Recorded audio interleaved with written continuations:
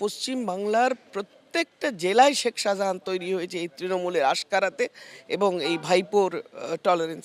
তা নইলে আপনি চিন্তা করুন যে কি করে সাহসের সন্তানকে সামনে রেখে বলির পাঁঠা করে যে তোমার বাচ্চাকে মেরে ফেলা হবে, তাই করে মহিলাদের মলেস্টেশন রেপ থেকে শুরু করে কখনো কখনো কাপড় জামা খুলে উলঙ্গ অবস্থায় নাচ করানো হতো, সারাদিন আটকে রাখা হতো।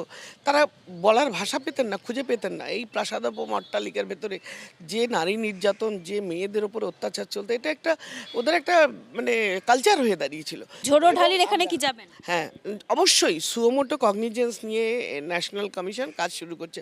বর্তমানে আমি কমিশনে নেই, চলে এসেছি, কিন্তু আমার যে কানেকশন সেটা দিয়ে আমি আজকেই ইন্টিমেট করলাম, আমি আজকেই জানলাম যে এরকম ঘটনায় গোসবা ওইখানেও হয়েছে। এবং সেইখানে দাঁড়িয়ে ইমিডিয়েটলি কমিশন শুধু যাওয়া না, তাদের যে রেকমেন্ডেশন, তাদের যে ডেকে পাঠা, ভদ্রলোক তো অলরেডি কাস্টাডিয়ান এবং ধরা পড়েছেন, তার সম্পত্তি হয়েছে, কিন্তু এই এই ধরনের ক্রাইম যাতে এমন শাস্তি হয় এবং এমন একটা দৃষ্টান্ত স্থাপন করে যে ভবিষ্যতে কেউ সাহস না পায় কোনো মায়ের দিকে তাকাতে, তার সন্তানকে বলির পাঠা করে তার ওপরে নির্যাতন করতে, তার উপরে অসম্মান করতে, তার সুরক্ষায় হাত দিতে।